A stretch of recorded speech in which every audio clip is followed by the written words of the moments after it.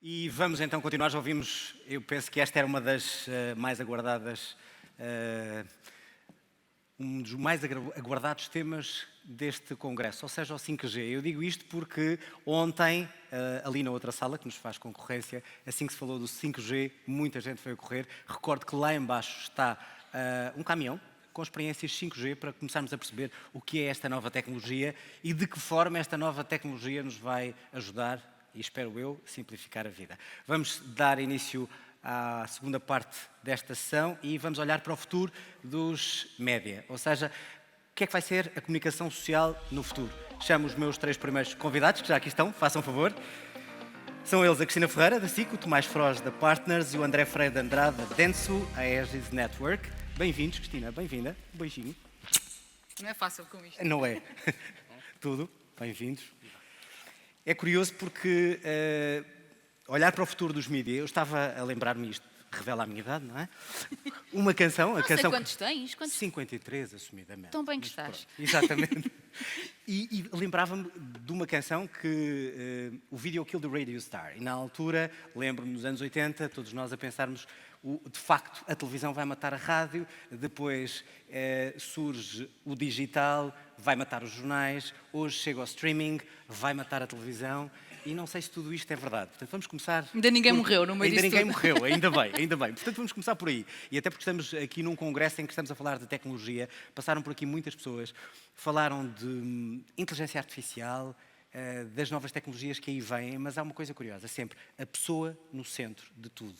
Cada vez mais, quando pensamos num negócio, e este também, pensar na pessoa e no propósito que nos leva a fazer as coisas. Cristina, começando pelas novas tecnologias, até que ponto é que a tecnologia mudou tudo aquilo que estamos a fazer? E neste caso, no teu caso. Sim, mudou muito e isso é algo que temos que admitir. Portanto, todas as transformações sociais que vivemos têm muito a ver com as transformações tecnológicas e eu acho que nós somos uma geração feliz porque pudemos, de alguma forma, sermos os primeiros a perceber o que é que a tecnologia vinha transformar a nossa vida. Mas por sermos os primeiros também não sabemos muito bem ainda como lidar com ela e estamos a fazer experiências diariamente de como é que as transformações que existem podem ser a nosso favor.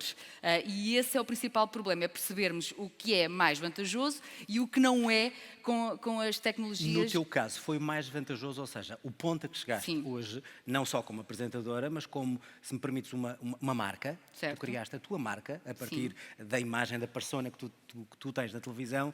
Era possível sem as redes sociais? Ou tão depressa? Talvez não fosse, e também não foi tão depressa assim. Sim, teve uns anos. Sim. É os 53 anos que estão a pensar. É verdade. Não. Não, claro que a forma como chegamos aos outros, eu poder comunicar-me de diferentes, ou através de diferentes meios, veio ajudar-me nessa construção de imagem, mas não só a nível tecnológico. Eu decidi ter uma revista por eu acreditar que os meios podem ser convergentes e que nós podemos utilizá-los todos de diferentes formas. E, por exemplo, o papel a mim dá-me, ou acrescenta-me aqui um lado de veracidade e de densidade que eu acho que o digital não me conseguiu trazer. Já vamos à revista, Sim. até porque é de facto uma lança em África cada vez mais alimentar uma revista. Certo. E eu sei as dificuldades porque passas para manter uma Sim. revista aberta. Mas eu falava mais nas redes sociais. Certo. Até que ponto tu crias um conteúdo, apresentas um conteúdo na televisão, mas depois há multiplicar esse conteúdo através das redes sociais. Até que ponto é que elas potencializam, e já agora há outra parte que estavas a falar, para passar a palavra a eles, do perverso. Eu acho que a televisão está no meio agora, porque há um antes e eu acredito que o digital pode ser um fantástico teaser, como nós no meio costumamos utilizar o termo, para aquilo que se vai ver em televisão e eu uso muito isso e as redes sociais neste momento, e eu só as uso a nível profissional, não as uso a nível pessoal, funcionam muito para mim no sentido de isto vai acontecer, mas vai acontecer na televisão.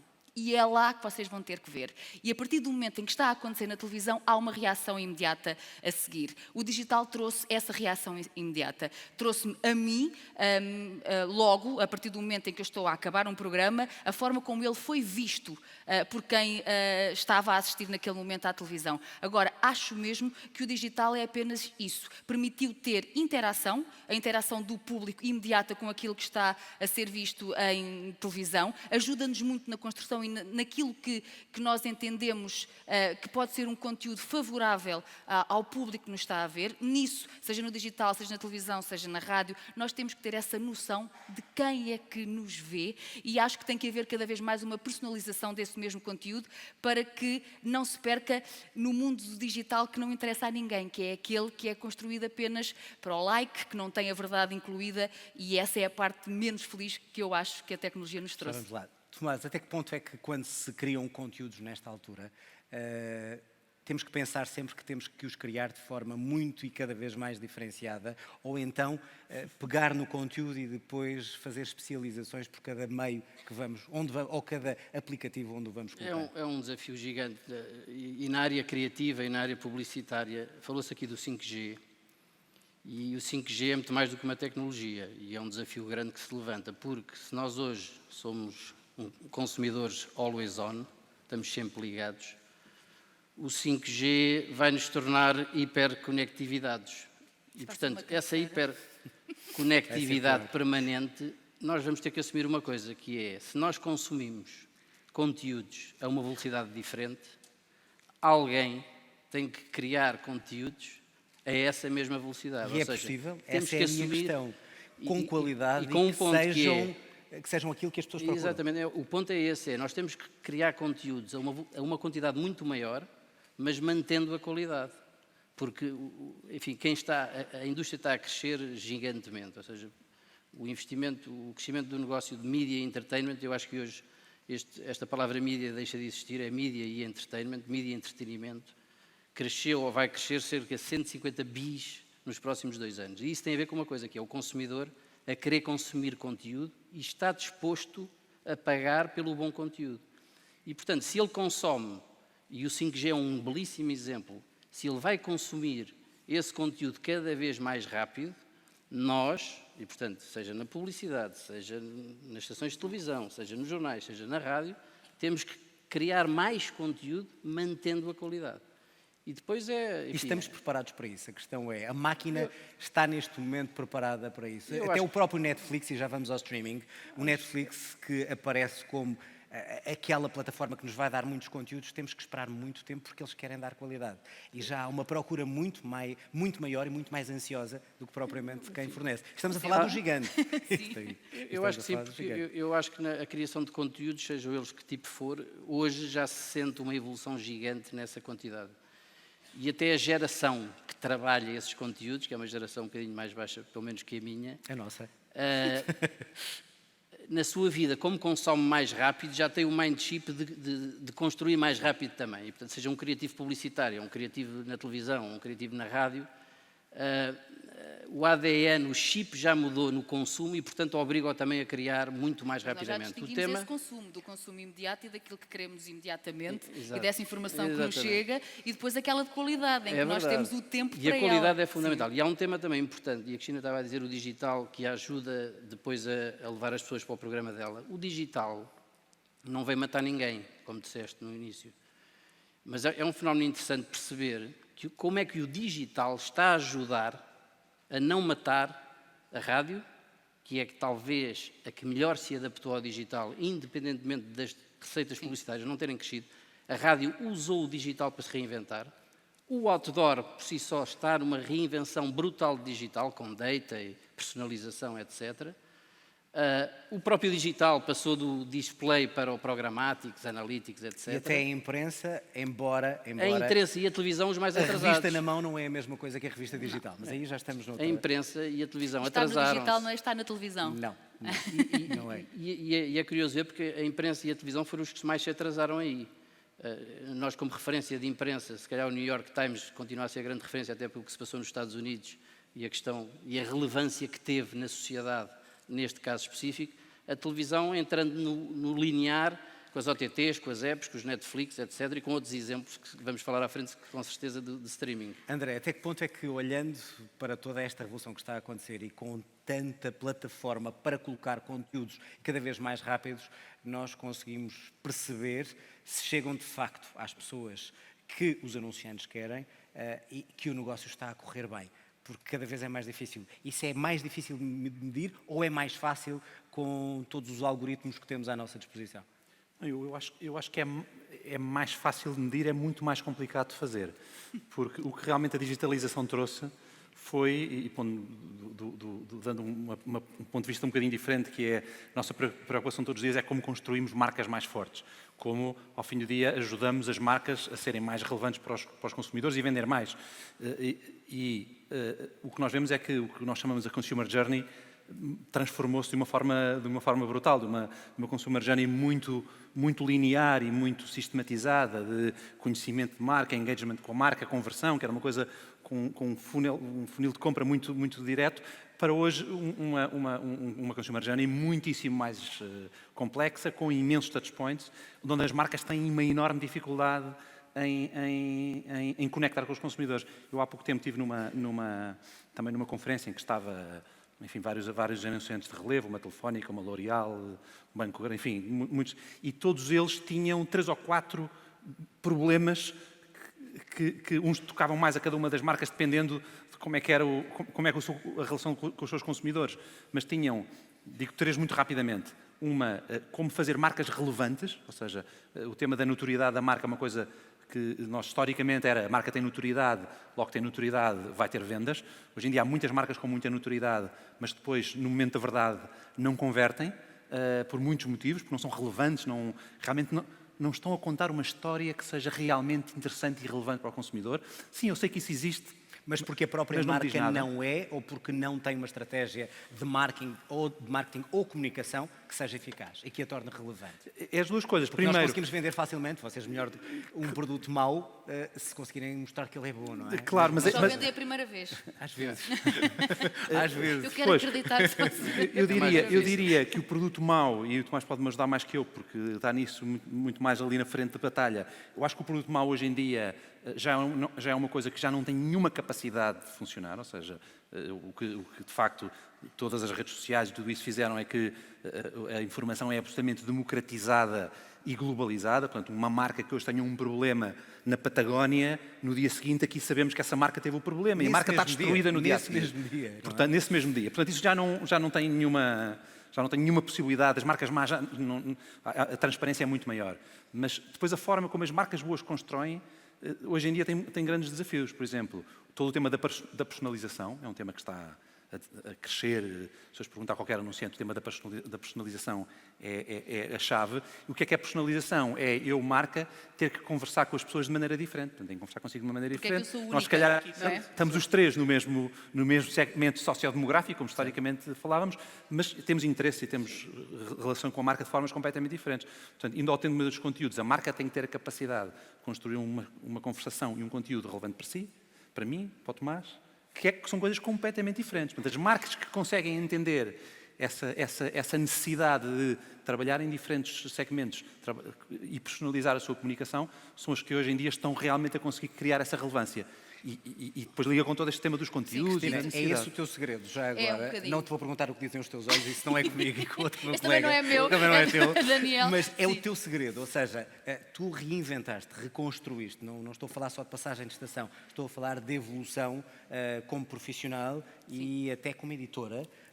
E até como brand que tu és. E tem que ver com isso, ou seja... Tem a ver com a personalização, sim. Mas como é que tu descobres isso? Ou seja, para além da tua pessoa, e que tu conheces-te melhor do que ninguém, como é que tu sabes o que as pessoas querem ver em ti ou querem receber naquilo que tu fazes? Porque as ouço. Porque as sinto imediatamente. E aí as redes sociais são extraordinárias. E aí tu percebes de que forma é que tens que reinventar. E o programa de televisão na SIC, e que tinha sido criação minha e do João e da própria Coral, tinha a ver com isso. Aquele programa sou eu. É a minha personalização, é aquilo que eu tinha conseguido através das redes sociais e de todo o meu percurso em televisão, eu consegui pôr ali, dentro de uma casa. Ou seja, a ideia foi que o público sentisse que, de alguma forma, não estava a ver um programa de televisão, estava a entrar na minha intimidade, porque eu estava a receber pessoas, de facto, na minha casa. Só para teres uma ideia, eu, no início, uma tia minha, que já tinha ido não sei quantas vezes à minha casa, ligou à minha mãe a perguntar: Mena, a minha mãe é Filomena, onde é que está o quarto do Tiago que eu não o vejo? Só para terem essa noção. O make-believe, não é? Sim, de como é que se tinha conseguido acreditar que aquilo era de facto a minha casa. E ainda hoje acredito que haja pessoas que achem que eu durmo ali e que eu faço tudo ali. E a nível de publicidade, por exemplo, aquilo que nós conseguimos é uma aproximação à verdade tal que não parece publicidade. Eu costumo dizer muitas vezes isso às marcas que se querem associar a mim, que a melhor publicidade que nós podemos fazer é aquela que não parece. Nós tínhamos, mesmo dentro da televisão, o hábito de ver publicidade só através das campanhas, como elas eram vistas, e toda a gente sabia que aquilo era publicidade. Nós hoje, tanto no digital como na televisão, nós estamos inundados de publicidade e a melhor é aquela que não Agora parece. deixem-me fazer de jornalista e ao mesmo tempo de provedor. Sim. Provedor. Ou seja, se isso por um lado é bom, Certo. para a marca e para aumentar o consumo e para a audiência, é perigoso. É perigoso, ou seja, até que ponto é que essas pessoas É que mais estão ali a perigoso. dar carinho, Sim. de repente, sem indicador, por acaso tem que existir um indicador Tem. de qualquer maneira, mas é muito rápido, lhes estamos a vender já um produto Sim, mas aí no digital é mais perigoso, para o porque não houve colesterol. essa regulação no Tudo digital. bem, mas de qualquer Quando maneira, é bem mas feito, é algo quando é bem já. Quando é feito, e bem neste feito, caso sim. foi com a Kinder. Não foi? A Kinder é um Roll. exemplo, por exemplo, a Kinder, Faz e é para sentido lá que é eu uma vou. casa e a Kinder, Sim. enfim, está no seu segmento Mas de uma mercado e coisa instalou tão a casa. simples como tu estás a comer pão com manteiga. Eu estou a comer pão com manteiga na minha casa e a manteiga está lá e é visível e percebe-se, ou seja, há ali... Mas tem um efeito perverso, reconhecemos isso. Não sei se é perverso, porque todos nós nos alimentamos disso, os projetos têm que Sim, mas existir há de uma alguma marca, forma. há uma marca, Há é aí uma que eu marca, gosto. mas a marca, quando é comunicada em verdade, e eu nisso foi sempre um ponto assente meu e da minha equipa, que é, não há comunicação daquilo em que eu não acredito, daquilo em que não faz sentido. E às vezes as marcas não entendem isso, e as marcas querem comunicar de uma forma emotiva, mas com todas a dizer exatamente a mesma coisa. E isso não existe. Quando eu costumo dizer, e quando eu tenho um post no blog, por exemplo, e está aqui o Tiago, que é o meu diretor das redes sociais, eu digo, Tiago, o post está feito, tem que ir para a aprovação da marca. E isto irrita-me, porque a marca escolheu-me para eu comunicar. Portanto, eu tenho que comunicar à minha maneira, não é como a marca quer que eu comunique. E enquanto isso não for entendido, porque nós estamos a vender constantemente. Tu em televisão estás a vender notícias. Não eu estou a vender, estou a dar notícias. Não, é um não, pouco não, diferente. não estás a É um vender, pouco sabes diferente, porquê? não. Porque tens de Isto ter é outro debate, vamos fazê-lo não, agora. não, tens de ter alguém que te compre, porque senão não Sim, está lá. audiência, Mas tenho, Não é? no meu Tens de ter caso, audiência. se me permitem a informação, eu tenho que confiem em mim. Mas- Porque eu estou mas a transmitir factos. se não confiarem em mim, não estão opiniões. lá. Certo, mas não estou a vender produtos, nem estou a vender opiniões. Certo. Num jornal, a ideia, como Mas sabes o isso perfeitamente. entretenimento não é falsear Certo, as coisas. mas eu não estou a dizer Pronto, que é. sim. Quem passou a bola para a informação foste tu.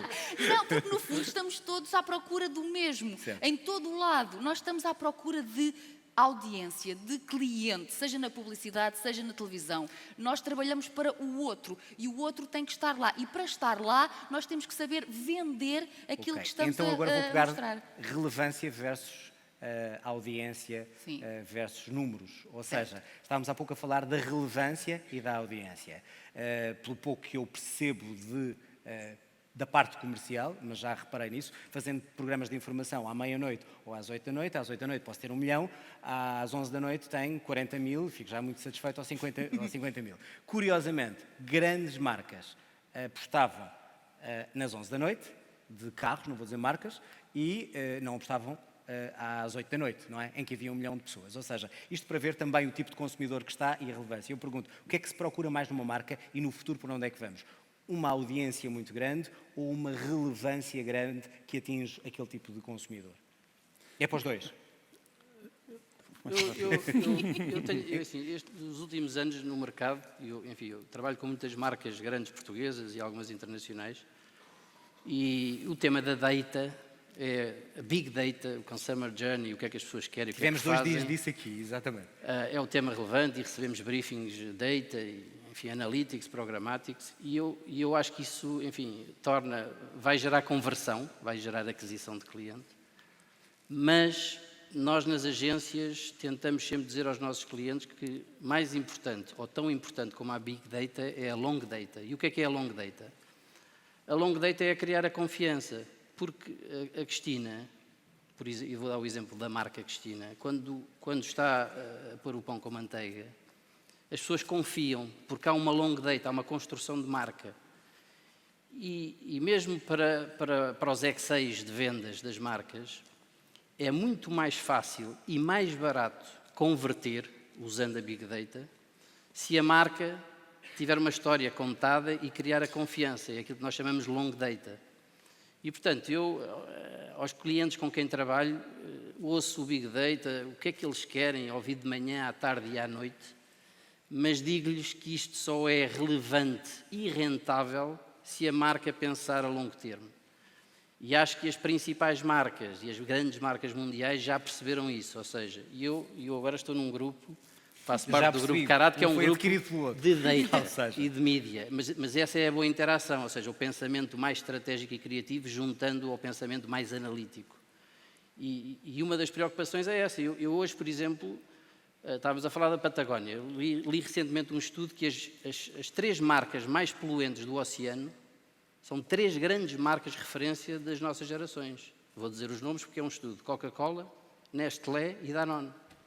Isso não se resolve com data. Não se resolve. Resolve-se com long data, resolve-se com construção de marca e com confiança. E, portanto, nas agências criativas e também estratégicas, como é o caso da Partners, acho que essa preocupação tem que existir.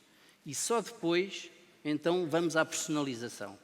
Porque a personalização, um programa que não fosse da Cristina, e há outros, sem a confiança da marca Cristina, o mesmo post tem metade da eficácia e custa mais caro.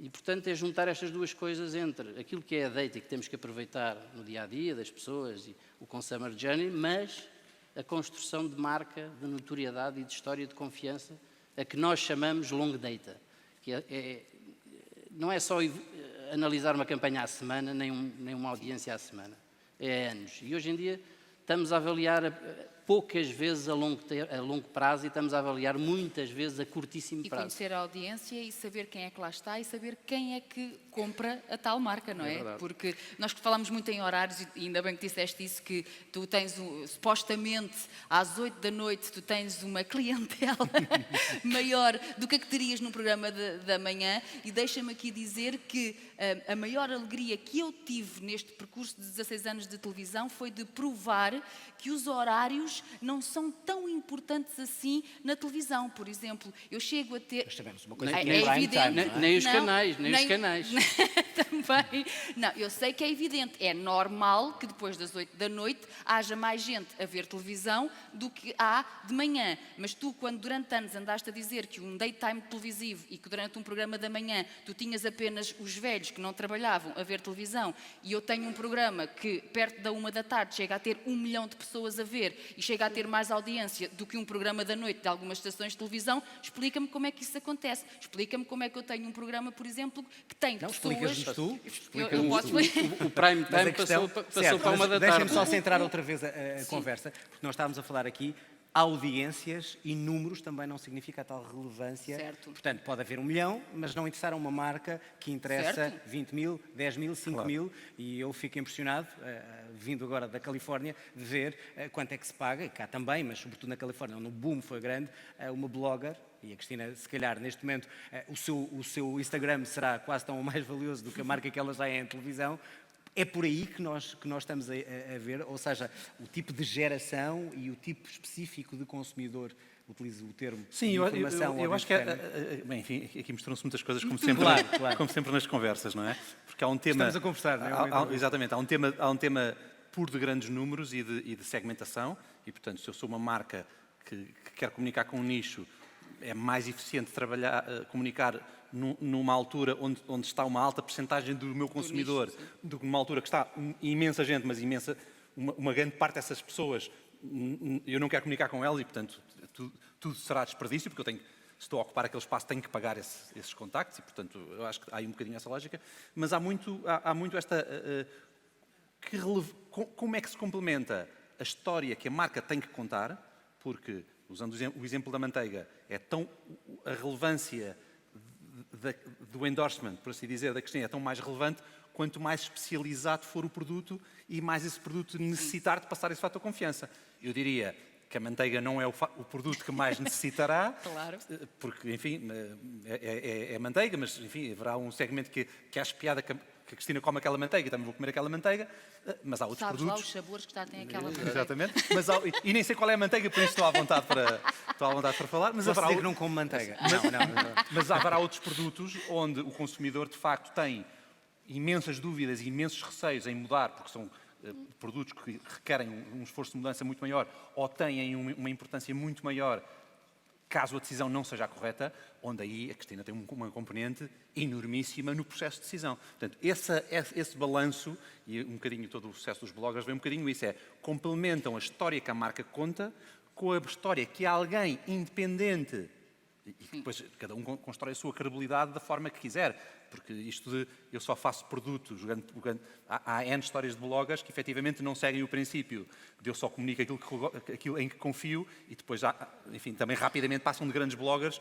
a muito pequenos bloggers, Sim. portanto isso depois também há a própria marca Mas que tem que pergunto, ser construída, não é? esse é um mercado em expansão, até porque estamos a olhar para o futuro. Claramente. A questão do blogger, a questão das redes sociais, até que ponto é que alguém como a Cristina, que foi através da televisão que se tornou conhecida e criou a sua marca, de repente, será mais eficaz e o futuro está no Instagram, o futuro está no Facebook. Essa é a combinação, É eu por aí acho o claramente futuro. a combinação. Eu tenho uma história engraçada, no outro dia em Espanha, teve o Justin Bieber, teve lá em Espanha, Já e existia foi um programa de música, que estavam lá umas pessoas, e já não me lembro exatamente como foi a história, mas basicamente disseram, e se eu agora trouxesse aqui um youtuber que até tem mais visualizações que tu e mais fãs que tu.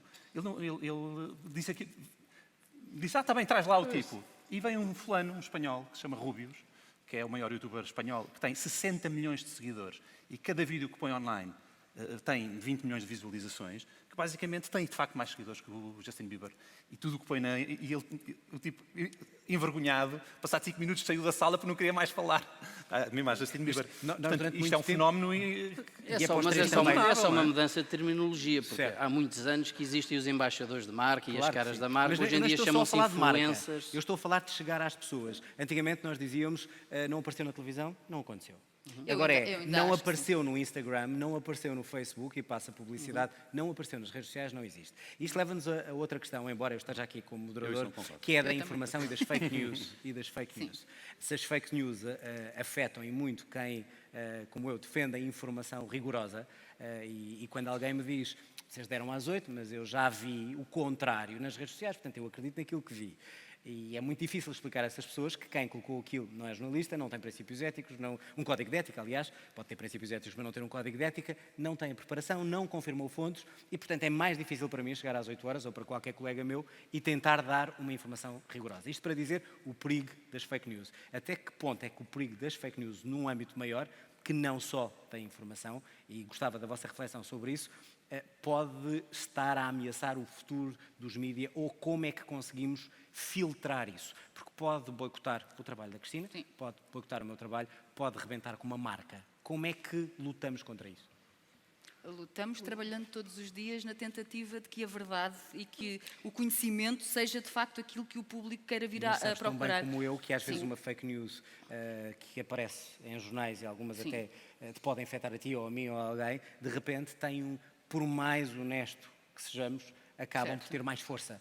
E demora muito tempo até chegar a que ela desapareça. E eu pergunto, isto é um perigo, como o populismo na política, como é que vamos para lá? Esse é o perigo e era aquilo que eu dizia no início, que é, como somos nós a fazer esta primeira experiência das redes sociais, somos nós que temos que saber como lidar com elas e como fazer este jogo entre aquilo que é o vantajoso e aquilo que nos está a destruir de alguma forma esta credibilidade. Eu acho que nós vivemos na era da informação e que sentimos a informação como base do conhecimento. Quanto mais informado eu estou, mais conhecimento eu terei. Agora temos é que saber escolher de facto essa informação e isso parte do caminho que todos nós vamos construindo de fazer perceber a quem usa as redes sociais daquilo, de facto, dou-te um exemplo, eu sou minada diariamente de fake news e de coisas retiradas do contexto e de frases menos felizes que são usadas na imprensa em relação a mim. Só que tenho uma vantagem, é que quando eu chego aqui, eu já tinha o tal caminho construído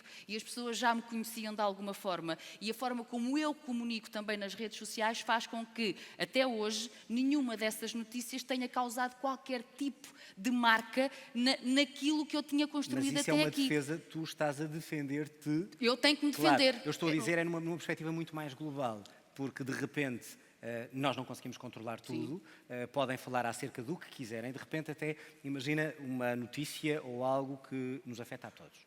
Por mais que se combata nas redes sociais individualmente e com a influência que tens ou outras influências, não se consegue apagar. E eu pergunto até que ponto é que isto vai minar o negócio e o futuro dos mídia e se é a tecnologia, nós não conseguimos combater a tecnologia ou é mais profundo e mais Tal cultural? máquina Já a agora- dominar o homem. Há um bom exemplo que foi, enfim, a grande polémica sobre o Facebook e sobre a utilização dos dados. A campanha de limpeza de imagem feita pelo Zuckerberg foi feita na imprensa. E, portanto, uma marca como o Facebook, acusada de uma série de más práticas na utilização dos dados para inúmeros fins, nomeadamente políticos, foi resolvida com uma campanha de imprensa. Porquê é que ele foi à imprensa? A confiança, a relevância e a credibilidade. E, portanto, enfim, é interessante também ver hoje como é que a marca Facebook está a ser avaliada pela sua reputação como sendo uma marca tradicional, quando 99,9999% dos conteúdos do Facebook são feitos pelas pessoas. Mas é a marca que é avaliada por essa reputação, seja de fake news, seja do tipo de conteúdo que lá está. E, portanto, acho que aí voltamos ao tema inicial, a confiança naquilo que, Sim, e a importância do representa conteúdo. e a importância Nós desse conteúdo. E depois temos um tema que existe, que é o consumo rápido e instantâneo. Ou seja, Mas o consumo rápido às vezes não deixa, não chega só à confiança, porque é o imediatismo. Esse é que cria até a credibilidade da fake news. Presidentes e que se escolhem regimes políticos às vezes como claro, forma. Mas há uma coisa muito importante, eu acho que complementa o que estávamos a falar no início, que é o papel das marcas, e voltando aqui um bocadinho à parte mais que nos toca, que é exatamente por isso é que a marca não pode deixar de comunicar ela mesma. Ou seja, a publicidade não pode ser tudo pôr nas mãos de bloggers e de personalidades, etc., para deixar que eles façam essa comunicação. A comunicação eficaz é que combina as duas coisas, porque a marca, exatamente por essa credibilidade, eu quando vejo um anúncio de uma marca, eu posso achar que eles me estão, obviamente, estão-me a vender porque estão a vender, é o trabalho deles. Mas sei também que hoje as marcas têm uma enorme dificuldade em vir publicamente contar mentiras e contar histórias E tu que não até podem. podes ter muitas visualizações no digital, mas se não foste à televisão, não tens a mesma força. Porque Não em todos os países, mas Sim, talvez em aqui Portugal ainda sim. seja. Claro, porque a marca tem que continuar a construir a sua história, e indo ao tema dos conteúdos, os temas das personalizações, as marcas não podem deixar de ser elas o primeiro embaixador de si mesma. Quer isto dizer que as marcas agora, até porque estamos muito a ver essa seja uma tendência, marca, um produto, seja Certo. uma água, uma manteiga, ou seja um produto de notícias. Ou seja, o futuro do Indo ao outro conteúdo tema. também das marcas não passa por não só o anúncio, mas construir pequenas histórias, quer em termos noticiosos, quer em termos de entertainment, criar a própria história, que não seja já o anúncio de 2 segundos, de Mas 30 segundos. o anúncio deixa de ser um anúncio a partir do momento em que eu tenho os pontos de contacto com o consumidor todos digitalizados e eu posso saber quantas vezes é que já viram o anúncio, onde é que viram e quando é que viram. Eu deixo de fazer um anúncio e passo a fazer 30 anúncios. A questão é, e transformo compraram. Depois temos outro problema, não é? Viram, mas compraram? Não, certo? Esse é mais... Como é que vocês conseguem dizer isso a um cliente? É fácil com a tecnologia hoje dizer viram, gostaram e depois compraram. Ou seja, teve relevância ao trabalho que todos nós fizemos. Sim, há muitas formas hoje de se ver isso. Obviamente há setores muito mais transacionais, onde a compra online é muito mais direta e isso é muito mais fácil, mas onde cada vez mais há mais setores que estão a digitalizar o que chamamos a última milha e todo o processo da compra, e há uma claríssima medição aí, e mesmo nos modelos de venda mais tradicionais, seja dos produtos de grande consumo, que tipicamente são os produtos que estão mais dependentes, depois de alguém que entra num linear e num supermercado e toma uma decisão de compra, há imensas formas hoje em dia de se medir isso. Eu acho que as marcas hoje não têm o problema de saber se lhes está a correr bem ou lhes está a correr mal e porquê. Têm a dificuldade é de dar com a tecla de qual é a combinação certa e como é que uma complexidade enorme que o marketing hoje tem, como é que eu giro isso num mundo que, por outro lado, cada vez tem menos recursos e cada vez está mais simplificado. Porque nós estamos aqui a olhar para o futuro, há 2 dias que estamos a olhar para o futuro em vários setores. Neste setor, como é que vocês olham para o futuro em termos de o que é a next big thing? Para onde é que vamos? Cristina, começando por ti, até porque tu conseguiste ver algumas coisas à frente e foi isso também, permite-me, o teu sucesso, uma das tuas vantagens. Para onde é que estás a olhar agora? Não, eu refaço a pergunta. Em termos de comunicação. Agora consegui embaraçá-la, mas não. Não, eu acho que estou na fase de observação, como eu estive durante algum tempo na fase de observação em relação ao digital e à forma como eu o podia juntar a mim como forma de comunicação, devo confessar. Eu não faço parte ainda do grupo de pessoas que já vaticina uma forma de ver televisão muito diferente daquela que existe hoje em dia e que vai mesmo tudo mudar e que a televisão vai ter que se reinventar e a forma como a vemos hoje em dia não vai ser a forma como a vamos ver no futuro, porque eu acredito, e vamos à tua fase inicial do discurso, que quando chega à rádio vai matar isto, ou seja, vaticinou-se o fim de tudo e depois aquilo que houve foi uma reinvenção e isso eu acho que vai ter que existir, aliás, já existe. Eu acho até que nós em certos momentos já digitalizámos a televisão, nós já fazemos televisão tendo em conta tudo isso. Agora, acho mesmo que quando nós apostamos na qualidade, quando nós apostamos na personalização, quando nós temos um conteúdo com essa mesma qualidade, eu acredito que as pessoas continuem a ver televisão, até porque tu vês muitos...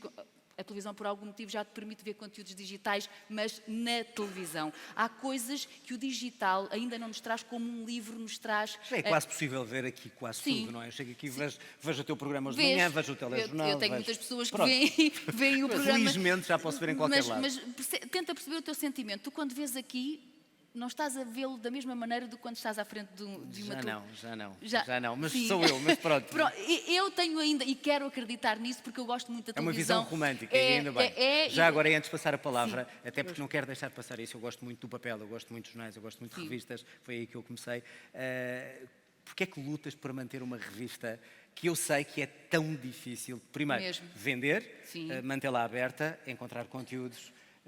O que é que te faz lutar por uma... Porque eu estou à espera do momento em que se perceba que é preciso ir ao papel, que é preciso ir ao jornal, que é preciso ir à revista para ter o conteúdo que eu sei que foi trabalhado, fundamentado, que está ali de forma verdadeira. Podes ver aí, mas há coisas que eu acho que nós não vamos perder nunca. Eu também posso acompanhar uma rádio no digital, mas eu gosto de ouvir é quando eu vou no meu carro ou quando ligo o meu rádio. Somos dois, mas eu acho que é uma visão romântica. Mas não pode ser, não vou desistir. Não. Estamos juntos nisso. Olhando também, qual é a vossa visão para o futuro dos mídia? Qual é o caminho e qual poderá ser o próximo passo? Temos inteligência artificial, vamos ter, eu deste apresentar o telejornal, isto é um holograma, a Cristina tem duas ou três. Pois não sei, mas já há experiências nesse sentido. Ou isso ainda é muito ficção? Sei, tecnologicamente falando, tudo é possível. Sim, isso é. Mas em termos de eficácia de consumidor e de comunicação? Quer as marcas, quer o consumidor, continuamos a ser muito humanos. E se repararmos, há uma grande tendência das marcas humanizarem a sua forma de comunicar e a forma como comunicam. Portanto, ontem estava a ver uma campanha da KPLM, que é uma companhia aérea, que tem uma pegada de carbono gigante e que... Como todas as companhias aéreas. Como todas as companhias aéreas, mas que foi a primeira e assumiu um propósito, uma causa comum e um tema comum. E foi pegar na data, na tal personalização da data, para perceber e para comunicar com cada pessoa, dizendo o seguinte: se calhar você, quando vai ter uma reunião a Madrid e vai de avião, pode ir fazer essa mesma reunião por uma call. E, portanto, antes de fazer uma viagem de avião, na minha companhia aérea ou noutra qualquer, pense se a pode fazer de outra forma qualquer usando a tecnologia. Isto é um exemplo de como é que uma marca conta uma história. Como é que uma marca se assume e conta um propósito e está a dizer e a assumir de uma forma natural, gerando confiança, dizendo às pessoas que andam de avião que o podem não fazer em casos que têm outras formas de cumprir essa mesma reunião. E é um pequeno exemplo que nos leva outra vez ao Big Data e ao Long Data. Se calhar no Big Data o Excel parece que vai descer, o número de voos, mas na história e a longo termo, ou seja, na construção de uma marca, eu acredito que a KPLM tenha ganho muitos clientes e venha a ganhar muitos clientes daqueles que vão de férias ou que têm uma reunião que têm mesmo que ir de avião porque são 6 horas ou porque esta marca pensou, é muito importante. Sim. E a marca pensou nisso. E, portanto, eu tento fugir muito dessa análise muito individual e personalizada para ir para uma união mais social. E acho que, enfim, o futuro dos mídias vai ter que responder também a isto. Enfim, os streamings que aí vêm, e acho que já se falou disso aqui, eu não estava a ver também o lançamento da Disney Plus, que teve 10 milhões de adesões num dia. De tal maneira que rebentou com o sistema. Que rebentou com o Já não sistema. era preciso Mas eu não era pergunto, preciso e vi aqui, por exemplo, o Nuno Ferreira Pires da Sport TV, eu pergunto se a FIFA lançar o FIFA+. FIFA é entidade de futebol. E, portanto, como é que começamos a consumir futebol? Como é que conseguimos a consumir entretenimento? Mas é essa a tendência, ou seja, o Eu streaming acho que à la está-se- carte, na nossa casa, Eu- onde eu- quer que seja, à nossa vontade. Eu acho que Na nossa mão. a curtíssimo prazo é essa a tendência. E, portanto, não vejo mais longe do que isso. Sim. André. Sim, vamos lá ver, e o caso da Cristina é um belíssimo exemplo que mostra como cada vez mais o conteúdo vai estar personalizado e no sentido não de ser o one-to-one também, mas das pessoas serem marcas. Ou seja, é verdade que nós em Portugal sempre tivemos uma mídia onde, por assim dizer, o Star System era relativamente neutro comparado com as plataformas e, portanto, era a SIC, a TVI, a RTP, enfim, as grandes plataformas que davam o valor. Cada vez mais, eu acho que os atores, em sentido lato, que estão a fazer esses programas vão ser mais relevantes. Porquê? Porque é isso que faz a diferença para outras plataformas. Ou seja, Por o que me exemplo, está a dizer é que é importante que ser o João ou a Cristina, ou não, Cada quem vez quer que mais. seja, o holograma A ou o holograma cada vez B. mais diferença. Porque é que, usando também aqui, enfim, eu dou alguns exemplos de Espanha, porque passo a maior parte do tempo profissional lá, porque é que há um senhor que se chama Carlos Herrera que muda de rádio e que com ele vão mais de 5 milhões de pessoas que deixam de ouvir uma rádio e passam a ouvir a outra. Um programa de rádio Para já, matinal de porque a rádio opinião. tem a importância que tem, sabe bem em Espanha, não é quase tão E, forte portanto, de manhã. porque é o valor dele, pessoalmente. Aqui também assistimos a esse Aqui fenómeno. assistimos exatamente a esse fenómeno. Porquê? Porque se é para fazer séries de televisão, ou novelas, ou o que seja, enfim, um programa de qualquer série do Netflix custa 1 milhão de euros. Como é que se pode competir em termos de conteúdo a fazer esse tipo de coisas? Não se pode. O que é que vão ser os conteúdos claramente diferenciadores? Vão ser os conteúdos ao vivo, onde o desporto tem um papel super relevante, onde as emissões ao vivo, as casas da O Cristina, direto em faz direto, muita têm diferença. um valor E claramente já diferente, agora, que e eu onde estou as de fora, pessoas são onde é que fica os a relevantes. informação nisso tudo? É um super relevante, porque eu acho que... Estamos a falar sobretudo em termos Claro, desse mas as fake segmento. news só vêm ajudar Talvez isso, na porque investigação nunca a acrescenta partir do naquilo que não momento... foi imediato logo. E o grande erro, na minha opinião, do Facebook nesse aspecto, a partir do momento em que o Facebook vive na sua essência de não matem o mensageiro. É o princípio básico. As pessoas é que são responsáveis por aquilo que publicam, que é completamente o oposto de um canal quando tem um programa de notícias. E o que é que acontece? É que as pessoas cada vez menos acreditam naquilo que veem no Facebook porque não sabem distinguir exatamente o que é fake do que não é fake. Eu, quando o vejo assim, a ver o telejornal, Manda-me com um sapato ou qualquer coisa. Não, eu acredito. eu acredito no que está a dizer. Claro. Enfim, posso estar a ser ingênuo, mas tem... Olha que não, olha que não. Tem bastante mais credibilidade do que as coisas que eu vejo no Facebook. E isso, os fake news, acho que vieram dar muito mais valor exatamente às Sim, e os plataformas de conteúdos notícias. prolongam-se um bocadinho mais no tempo agora e isso honra seja feita à Box e ao Rewind, que a nós, em televisão, nos deu aqui esta capacidade de nos prolongarmos e não só no momento do direto.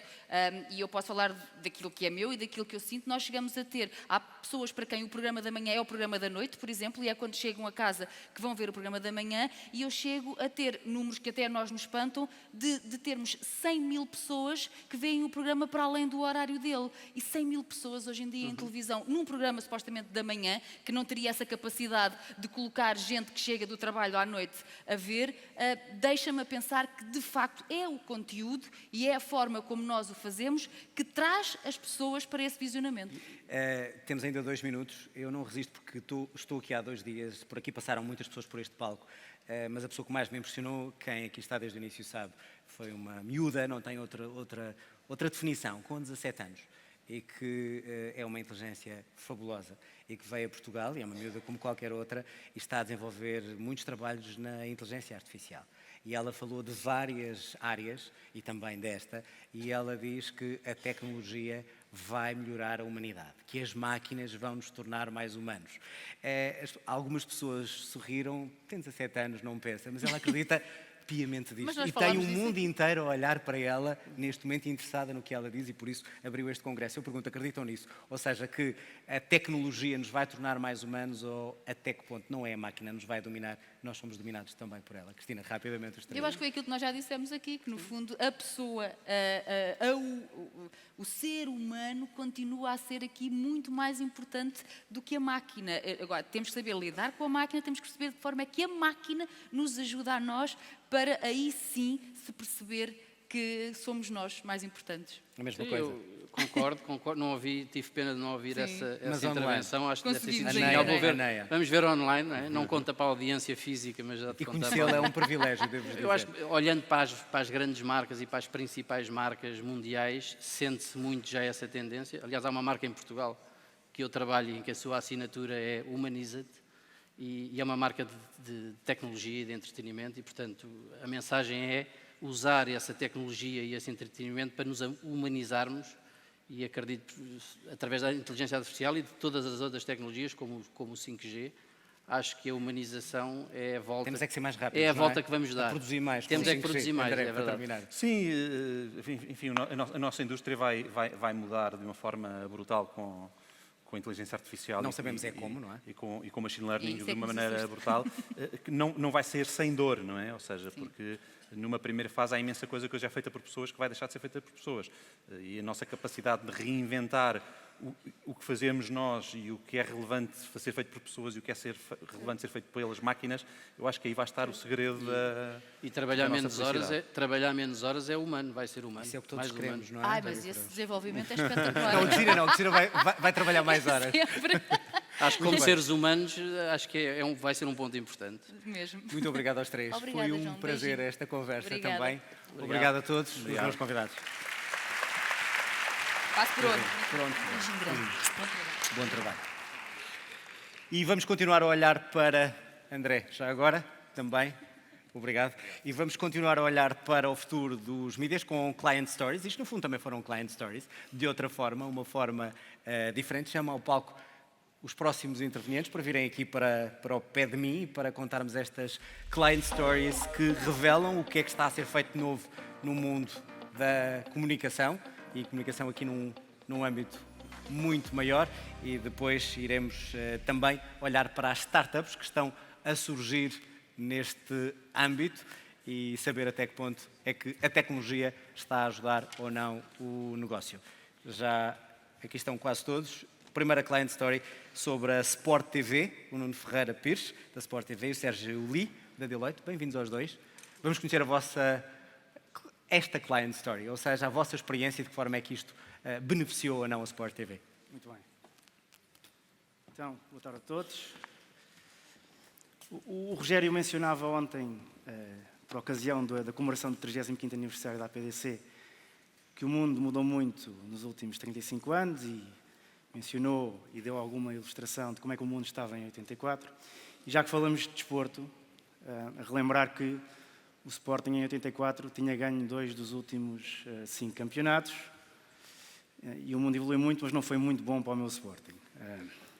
E, portanto, a lei de Moore aqui aplicada ao Sporting aplicou-se aqui ao contrário, porque acho que todos os anos, em vez de dobrarmos a capacidade de sermos mais fortes, acho que ficamos com metade da hipótese de me ganhar o campeonato. Bom, ao contrário do Sporting, enfim, o mundo da tecnologia e o mundo do entretenimento, em particular, dos mídias em particular, teve uma evolução substantiva. Alguns dados relevantes.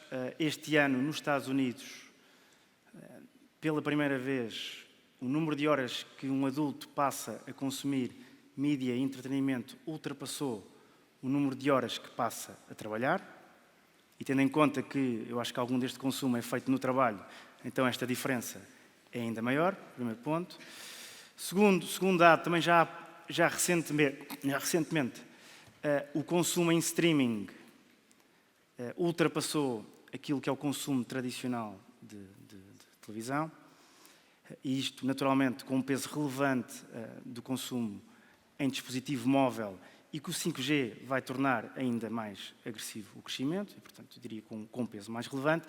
E no desporto, isto naturalmente vai se aplicar também, e não é por acaso que nós assistimos a movimentos, como o que aconteceu recentemente também, do Facebook ter adquirido os direitos do La Liga para transmissão durante 3 anos na Índia. Portanto, isto realmente está a acontecer de forma generalizada no mercado e especificamente também na área de desporto. E, portanto, estes dados também não são novidade para ninguém. Eu acho sempre muito interessante ir à procura de estatísticas que ilustrem o consumo móvel. Vou sempre à procura de estatísticas muito bizarras. A última que encontrei foi que 1 em cada 5 adultos, imagino eu, utilizam o telemóvel durante o ato sexual. Portanto, enfim, acho que há aqui um crescimento, eventualmente, dos segmentos de produtores de vídeos caseiros, por um lado, diria eu, ou um segmento de pessoas que andam à procura de dicas à última hora, se calhar um pouco já mais tarde do que deveriam, mas enfim, anda a acontecer. Mas é neste contexto de grande transformação digital que a Deloitte, depois, em colaboração com a Sport TV, ajudou desde o início na definição daquilo que era a estratégia e depois no apoio da transformação digital da Sport TV, que o Nuno vai ilustrar seguramente muitíssimo bem, tangibilizando de forma assim um pouco mais concreta do que é que está a ser feito, e especificamente com o tema do Hub Digital. Eu vou tentar fazer aqui uma corrida de 100 metros, não é? Porque em 10 minutos isto não vai ser fácil e, portanto, a ideia é, como o Sérgio vos disse, trazer-vos um bocadinho do que é que foram o set of foundations do projeto. Antes de mais, o bolo, por 2 grandes razões, não é? A primeira porque a PDC faz anos e, portanto, estamos no 35º aniversário, portanto, parabéns à PDC, mas o bolo não vinha por causa disso, o bolo vinha não pelo aniversário, mas pelos parabéns a toda a gente que me está aqui a ouvir hoje. Eu estou no setor dos mídias apenas há 2 anos, eu cheguei à Sport TV há 2 anos, vim de outros setores, não estava nem nas comunicações nem nos mídias, e encontro um setor extraordinário, feito por vocês, porque seguramente 90% ou 99% da plateia aqui é do setor, e o trabalho que se fez nas comunicações em Portugal é absolutamente extraordinário. Desde a penetração de Pay TV em Portugal, à adoção de mobile, à rede de infraestruturas que Portugal tem o prazer de ter. Quer dizer, quem chega a um setor destes, como eu tive a sorte de chegar ao turismo há 7 anos atrás e ver o boom do turismo, chega às comunicações e vejo outra vez um setor onde Portugal se pode orgulhar muito e onde Portugal está no mapa como use case, seja europeu, seja mundial. Portanto, antes de mais, parabéns a vocês pelo trabalho que fizeram e me permitirem chegar a um setor com esta magnitude. Dito isto, eu acho que o painel anterior falou um bocadinho disto, não é? O conteúdo é rei. Eu tenho a sorte de estar numa indústria em que eu sou detentor do único conteúdo que opera mudanças visíveis a olho nu nos gráficos de carga da EDP ou da EPAL. Não há ninguém neste país, nem o Presidente da República, o nosso querido Marcelo Rebelo de Sousa, o nosso querido Sr. Presidente, que consiga paralisar a população de forma visível em gráficos de carga elétricas nacionais, como, por exemplo, a Seleção Nacional quando joga, obviamente, na Sport TV. E, portanto, o conteúdo é de facto rei. Mas, apesar do conteúdo ser rei, e vocês conhecem estes dados, e, portanto, não vos vou amassar com grandes estatísticas, mas é isto: Portugal tem uma expressão extraordinária na adoção de tecnologia, não só no early adoption, mas depois nas métricas concretas que fazem de nós um use case europeu. Portanto, estamos a falar de uma adoção de mobile que hoje a média está nos 41% e Portugal, honrosamente, tem 55% já de taxa de adoção. E, acima de tudo, isto, obviamente, como não é um fenómeno só português, é um fenómeno global e mundial, há este estudo que eu acho muito curioso, que mais pessoas têm um smartphone do que uma escova de dentes, com a parte boa e a parte má, obviamente, que isto tem dentro, mas que nos obrigou, a nós, Sport TV, e ao setor e à indústria, a perceber claramente a forma como, a Cristina Ferreira dizia há bocadinho também, como sociologicamente nós hoje nos comportamos de uma forma categoricamente diferente, induzidos pela tecnologia. Portanto, a Sport TV sofre muito com isto também, e depois podemos olhar para isto de uma forma muito construtiva e que isto seja um driver de negócio ou não. E nós claramente temos uma visão muito positiva sobre a tecnologia. 90% de utilização dos smartphones, e isto mesmo para mim que cheguei, eu sei que cheguei há pouco tempo, mas acho que para muitos dos que estão aqui são algumas estatísticas que são relevantes e não são tão óbvias e tão lineares, 90% do tempo de utilização de smartphones é passado em apps e em pesquisas no browser, e 10% em pesquisas no browser. Ou seja, 90% é efetivamente consumido nas redes sociais, na app do Facebook, do Instagram, do LinkedIn, nos conteúdos que as marcas como a Cristina criam, e apenas 10% em pesquisa no browser. Isto diz muito sobre o poder, mas ao mesmo tempo a responsabilidade que as nossas indústrias, seja o Grupo Empresa, a RTP, a TVI, a Sport TV e todos os geradores, a Cristina como marca isolada, todos os geradores de conteúdo temos para poder cumprir com a expectativa de 90% de utilização, que é uma grande carga de responsabilidade que os consumidores põem em cima de nós. E no nosso caso, 63% dos fãs de desporto interagem também sempre através de um dispositivo second screen. Portanto, mesmo quando está a jogar o clube do coração, Benfica, Sporting, Porto, qualquer que seja o vosso clube, 63% dos nossos clientes, no mesmo momento que estão num big screen, porque nós ainda temos, grande parte da nossa população prefere ver os nossos espetáculos desportivos em big screen, mas 63% deles estão com um device ao lado e estão a utilizá-lo efetivamente, continuadamente, como um device second screen. Isto é uma métrica muito relevante para nós e, portanto, obrigava-nos a olhar para isto como um desafio gigante, que, por um lado, nós tínhamos que revolucionar a nossa presença, isto era muito óbvio, não é? Mas isso não somos nós, é o mundo, são todos os setores, é cross-sector, criar um forte elo de ligação entre aquilo que era o nosso core business, a nossa antena e o utilizador, e, obviamente, como já havia muita gente a fazer isto, sem legado e sem legacy, sem a antena, sem os grandes investimentos que nós temos, de um ponto de vista tecnológico, para termos uma antena que é linear, com 6 canais abertos, 24 horas por dia, 7 dias por semana, nós tínhamos que conseguir fazer isto com funcionalidades mundialmente inovadoras e que não fossem um me too, que no fundo viriam apenas complementar a minha oferta, mas que depois haveria sempre alguém que complementarmente daria já no mercado uma coisa igual ou melhor do que a minha. Portanto, nós interagimos em 5 grandes pilares de intervenção. Primeiro, o nosso grande objetivo era criar esta bridge com o nosso ecossistema. Portanto, a Sport TV já é líder do mercado em conteúdos desportivos, já tem uma belíssima base de assinantes e de subscritores mensais, tem muita audiência também no seu canal aberto de Basic Tier do Pay TV, com a Sport TV+, mas nós precisávamos disto. Precisávamos que, em 90% do tempo das pessoas utilizadas em online, a Sport TV marcasse uma presença muito, muito concreta com o seu core business. Portanto, fazer esta bridge do ecossistema, fazendo um upgrade da experiência, não basta replicar a experiência, era preciso claramente fazer-lhe um upgrade, dar-lhe conteúdo tailored, porque as pessoas claramente, no momento digital e no momento on the go e mobile, claramente têm necessidades muito específicas que não são as mesmas e necessariamente as mesmas do canal linear 24/7. Tivemos a possibilidade de utilizar também e amortizar conteúdo que nós já não tínhamos capacidade de utilizar na antena, porque na antena estamos a comunicar numa plataforma one-to-many e, obviamente, no hub digital comunicamos one-to-one, para termos a capacidade que o cliente dentro de casa me diga exatamente o que quer ver e eu fazer adaptação de conteúdo, portanto, amortizo conteúdo que na Sport TV já não era utilizado, porque era impossível utilizá-lo em antena e utilizá-lo em digital, e, acima de tudo, o design, ou seja, garantir que os nossos utilizadores tinham a capacidade de interagir com as nossas plataformas da mesma forma que eles hoje interagem com os outros 90% do tempo e, portanto, inspirados, obviamente, nas grandes ferramentas de user experience que existem no mundo inteiro, como, por exemplo, é o caso do Instagram. Portanto, vocês, ao percorrerem o web digital da Sport TV, vão reconhecer muitas das usabilities que podem encontrar em grande parte das aplicações, nomeadamente do social network que vocês podem utilizar hoje em dia. E, portanto, com este novo desafio e com o lançamento do nosso hub digital, nós entramos de uma forma muito mais categórica, com muito mais responsabilidade neste New World, New Rules. E, portanto, era um novo mundo também para nós. Nós já lá estávamos, mas estávamos coxos. E, portanto, o hub digital, de facto, agora é claramente uma bridge do ecossistema. E, portanto, isto obriga-nos a, primeiro, não nos podemos permitir a ter bullshit. O cliente digital é muito exigente pela forma como consome dentro destas plataformas conteúdo e não quer bullshit. E, portanto, é preciso garantir que a visualização é 100% customizável e era preciso garantir que cumpríamos o fear of missing out, que no caso dos espetáculos desportivos e das competições desportivas é muito relevante. Ou seja, os aficionados do Sporting, do Benfica, do Porto ou da Premier League, se quiserem, ou qualquer outra modalidade, querem ter a certeza absoluta que sabem sempre. São sempre os primeiros a saber o score, são sempre os primeiros a não falhar o horário da competição e isto, obviamente, para nós era uma componente muitíssimo relevante.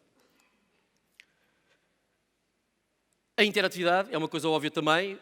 Apesar de parecer óbvio para nós, a realidade é que é muito difícil garantir que 100% da percepção do consumidor quando reage às nossas plataformas tem esta percepção de self-control. Portanto, nós criámos, e eu espero que se vocês utilizarem tenham esta percepção também, nós tentámos criar um hub digital que dá uma percepção permanente de self-control do utilizador, portanto, que garante que esta experiência de interatividade em qualquer menu de navegação e qualquer push de conteúdo está sempre garantida. E a user experience, como vos disse, acima de tudo, porque o conteúdo pode ser excelente, a própria forma de utilização desse conteúdo excelente, mas depois a navegabilidade e o conforto na utilização, a simplicidade e a eficácia da utilização do conteúdo não estiver lá, a realidade é que nós sabemos muito bem como é que estão hoje as nossas walls dos nossos smartphones e, portanto, tendencialmente há uma descontinuação da utilização até levar ao abandono ou ao unsubscribe, seja da aplicação, seja do próprio Hub Digital. E, portanto, nós fomos muito, muito exigentes com quem nos assessorou a fazer toda a User Experience Design e todo o próprio design gráfico do Hub para garantir que, de facto, depois de entrar, há, de facto, uma continuidade e um aumento da frequência de consumo em vez do contrário. E os resultados falam por si, portanto, mais do que, e isto era o que se conseguia dizer, portanto, tenho 3 minutos, estes são os resultados que falam por si, portanto, num país com a nossa dimensão, nós em menos de 3 meses de lançamento e sem termos comunicado este lançamento, nós não fizemos comunicação above the line sem ser na nossa própria antena, nós tivemos mais de 130 mil downloads, mais de 150 mil registros, acima de tudo estamos muito orgulhosos, mais do que pela volumetria de downloads e registros, estamos muito orgulhosos porque as palmas que se têm neste setor são os rankings e as avaliações que os utilizadores nos dão. Portanto, estamos a falar de uma avaliação de 4,4 em iOS. Para terem uma ideia, o Instagram, a nível global, tem uma avaliação de 4,7 em iOS, portanto, estamos quase a apanhá-los. E no caso da Play Store, da Google, estamos claramente a falar de 4,2, claramente abaixo, 0,2 pontos percentuais, porque tivemos, de facto, problemas de estabilidade na plataforma iniciais que nos levaram a ficar um bocadinho abaixo do iOS e que estamos a recuperar muito rapidamente. Ao longo desta jornada com o Hub Digital, obviamente, reforçámos tudo aquilo que era o ecossistema digital da Sport TV. E, portanto, seja o Facebook, seja o Instagram, não só tudo o que são redes sociais, mas tudo o que são plataformas sociais, como o WhatsApp, etc., foram reforçados, têm métricas de crescimento muito expressivas, que foram agora muito alavancadas também com o Hub Digital, e os objetivos para o próximo ano são crescer em alguns deles, ou em duplicação, ou com duplo dígito, pelo menos de 60%. Com isto, obviamente, fomos obrigados também, mais uma vez, a fazer todo um rebranding. Inicialmente, o Hub Digital assentava muito naquilo que era o grafismo do canal e muito rapidamente percebemos que, para continuar a aceleração de adoção dos clientes, era fundamental haver um rebranding e, portanto, hoje, o campo de jogo do Hub Digital da Sport TV tem um rebranding muito, muito relevante, que, acima de tudo, foi muito feito à medida que fomos recebendo os primeiros feedbacks do próprio lançamento e que nos permitiu fazer, de facto, esta afinação e passámos de uma estratégia de posting para programático, mas obviamente com uma grande sorte. Portanto, volto a dizer, nós temos a sorte de estarmos numa indústria em que, investindo pouco em conteúdo, o próprio conteúdo em si, orgânico, tem uma geração de massa crítica incrível. Portanto, nós temos posts que geram 1,7 milhões de alcance com 100% orgânico. Portanto, há muito poucas indústrias que conseguem fazer isto. Há uma parte que nos orgulha muito, que nós acreditamos que é da nossa estratégia de gestão do próprio conteúdo, mas há uma parte que não podemos negar que deriva de uma tração óbvia que o futebol em concreto e o desporto depois em geral gera na população e que faz com que, obviamente, também depois a tração em si orgânica seja, de facto, muito, muito, muito elevada. E, portanto, e para terminar, gostava muito que não me batessem palmas, mas, acima de tudo, que agarrassem os vossos telemóveis, e essa era a melhor maneira de dizerem que, pelo menos, ficaram ligeiramente convencidos que nós somos, de facto, o melhor hub digital de Portugal, que agarrem os vossos telemóveis, apontem as vossas câmaras e façam um download da melhor aplicação de desporto, que ganhou agora o prémio ACEPI de melhor aplicação de desporto em 2019. Muito obrigado. Obrigado. Nuno Ferreira Pires e Sérgio Lee com esta Client Stories. Passamos à seguinte, e não é por ser da minha casa que lhe vou dar tratamento especial, mas é de facto uma experiência que mostra muito bem até que ponto é que a tecnologia pode e está a moldar este negócio que é, neste caso, da televisão. Daniel Rodrigues, bem-vindo. RTP Arena é um sucesso para todas as gerações ou a geração Z? Eu não gosto muito de lhe chamar assim, mas tu vais-nos explicar, força. Bem, eu diria que é para todas as gerações desde que gostem do conteúdo, na verdade. Mas sim, é mais focado na geração Z e na geração Y, os millennials, como lhes chamamos. Eu, quando cheguei cá hoje para falar especificamente de gaming e do gaming competitivo, achei que ia ser a primeira conversa do dia sobre o tema. Qual é o meu espanto quando o Ivan, quando apresenta 5G e casos práticos do 5G, 2 dos casos, o da Vodafone, é o Ricardo Pacheco, que é um dos melhores jogadores de Counter-Strike do mundo, que é português e joga numa equipa espanhola, e o outro, aquele dragão que vocês viram em realidade aumentada, aquilo é a cerimónia de abertura do Campeonato do Mundo de League of Legends na Coreia. Portanto, o gaming, aquela coisa completamente underground e que era o menino gordinho de borbulhas que estava fechado no quarto a jogar com o store corrido e que ninguém o podia incomodar, já é uma realidade completamente diferente, entretanto já é usado para cases de breakthroughs tecnológicos e eu fico muito contente que assim seja. Focando no RTP Arena e aquilo que eu faço e que a RTP está a desenvolver neste universo, o objetivo e o desafio é aquele desafio um bocado complicado, que é este alcançar os inalcançáveis, que é aquela geração que já cresceu completamente consciente de que todos os sinais são para o convencer a fazer alguma coisa que eles não queriam, e que é muito resistente a todos os conteúdos do meio tradicional. Portanto, este alcançar os inalcançáveis era um desafio relativamente grande, e eu não o digo, nem nunca vou dizer que cabe apenas ao gaming competitivo esse desafio, mas estamos a ter resultados bastante interessantes nesse sentido.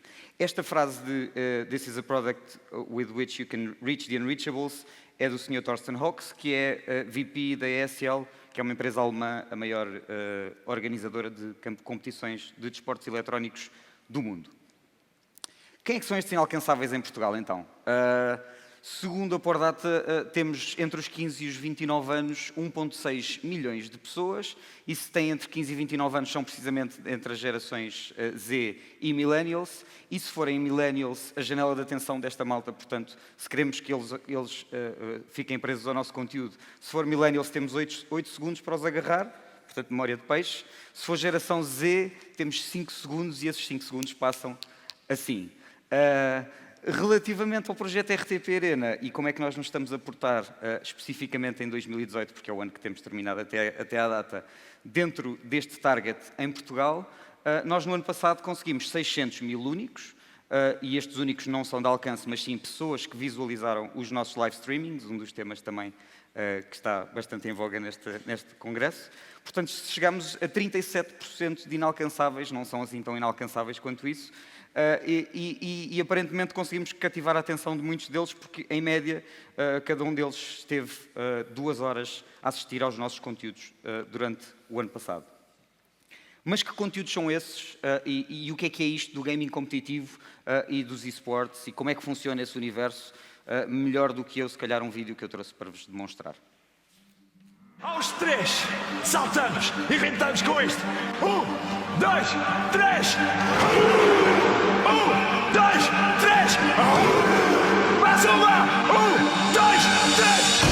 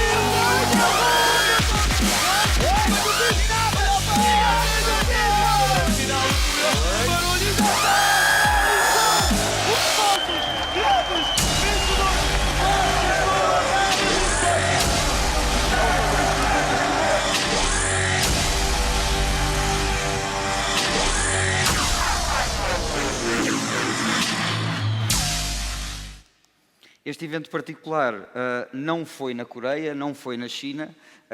Como vocês conseguiram perceber, é o Altice Arena cheio, com jovens ao rubro, com alguns dos melhores atletas do mundo. Eu chamo-lhes atletas porque isto é de facto um desporto, bear with me. Com alguns dos melhores atletas de Counter-Strike do mundo, em que eles puderam de facto ir assistir aos melhores do mundo a jogar ao vivo, e como conseguiram perceber, as reações são de qualquer outro espetáculo desportivo, como de quando houvesse um golo, eles levantam-se e vibram. Este é um dos exemplos, obviamente que há muitos, e entretanto já lá vamos.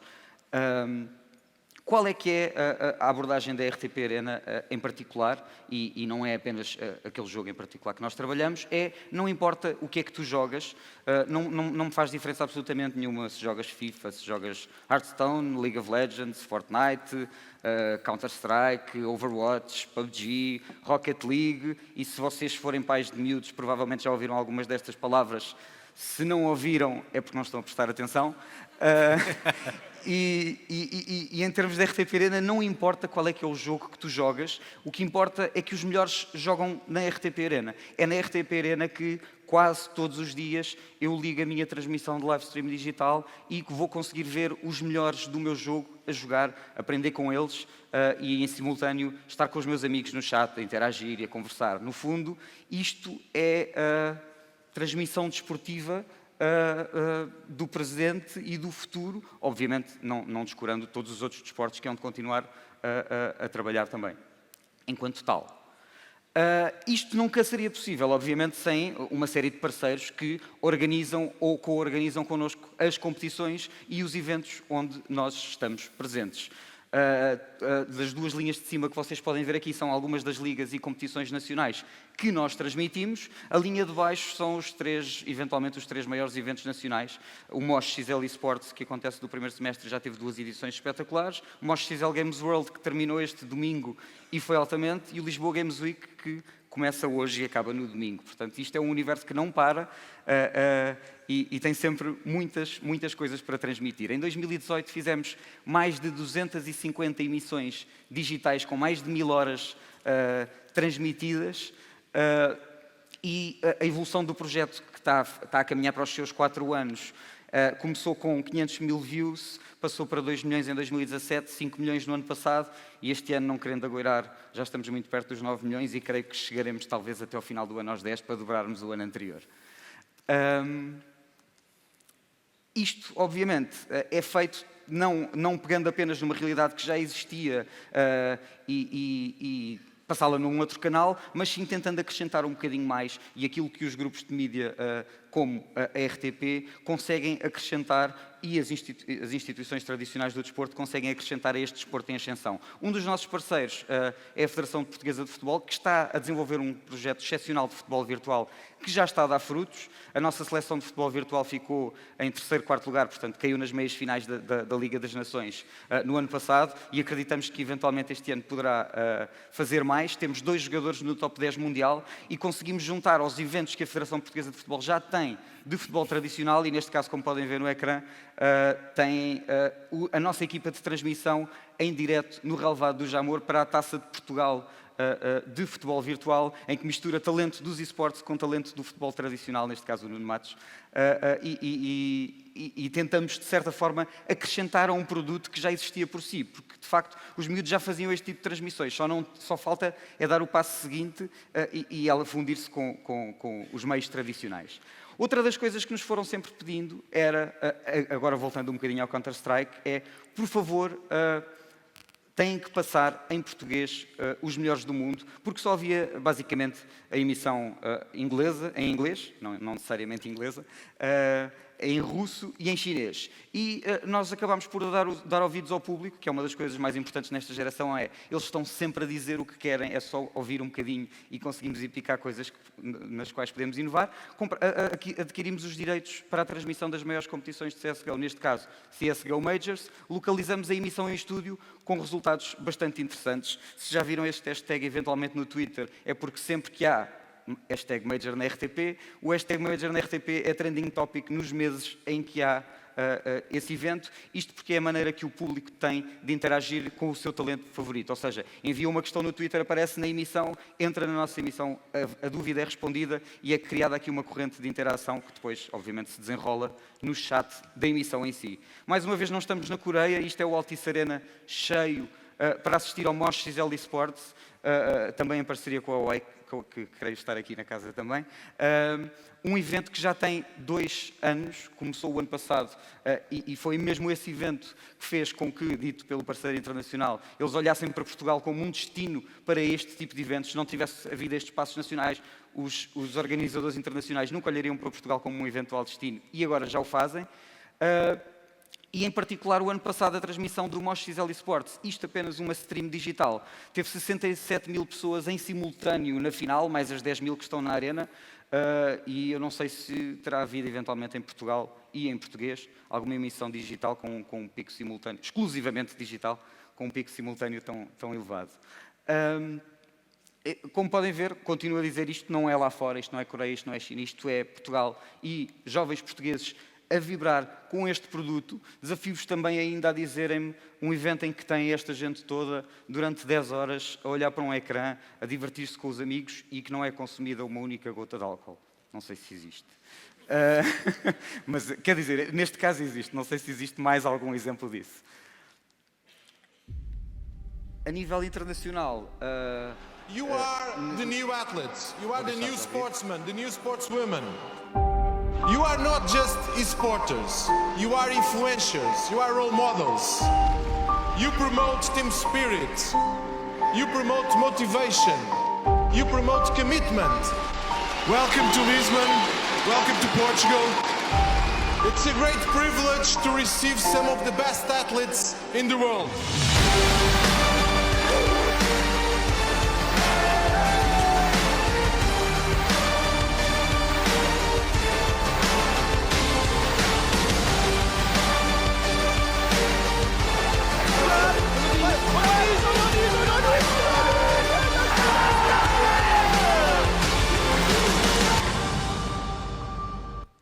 O que é que este conteúdo tem de muito particular, e veio um bocadinho tocar naquilo que já estava a ser falado aqui antes, sobre que a comunicação das coisas é muito melhor se não se perceber que ela existe, e é porque se não se perceber que essa mensagem está a ser passada, é porque ela é verdadeira. E este tipo de conteúdo, e qualquer conteúdo, eu acho que é transversal, e esse é o principal takeaway que eu quero que levem deste caso, é que se o conteúdo for genuíno, esse conteúdo vai ter público. E quando uma coisa é muito específica, ela não dá para se fingir. Esta quote do Shane Smith, é engraçado, acaba por ser também uma vítima da sua própria profecia, é que o público jovem tem um bullshit detector, que aqui a Sport TV também referiu, e muito bem agora mesmo, e quando trabalhamos este público, eles de facto percebem automaticamente se uma coisa é fake, se não é real. Se aquilo não é genuíno, eles identificam e vão dizê-lo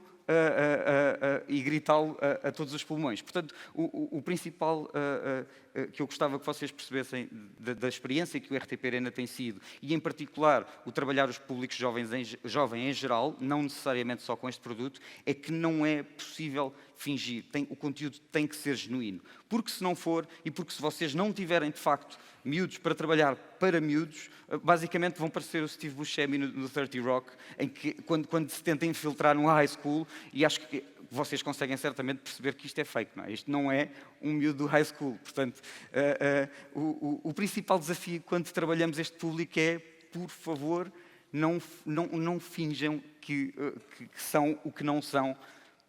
Encontrem o ângulo certo, vão buscar o talento certo, e certamente, se o conteúdo for genuíno, ele vai acabar por ter público. É só isso. Obrigado. Daniel.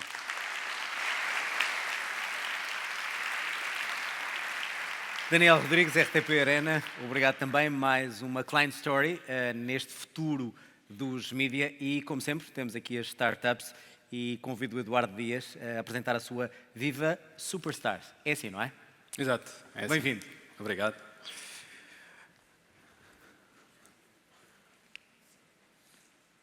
Às vezes demora, mas aí. Exato, há de aparecer. Ok. Boa tarde a todos. Eu vou começar aqui por vos apresentar 2 vídeos, só para vocês percebam exatamente porque é que a Viva Superstars nasceu.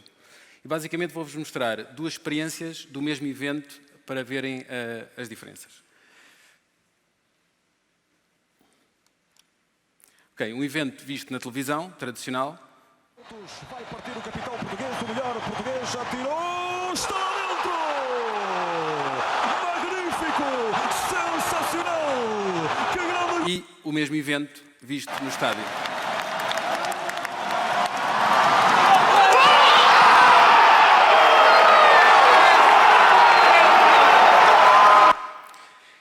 E é isto, acho que todos percebem a diferença completa de experiência de uma coisa e de outra.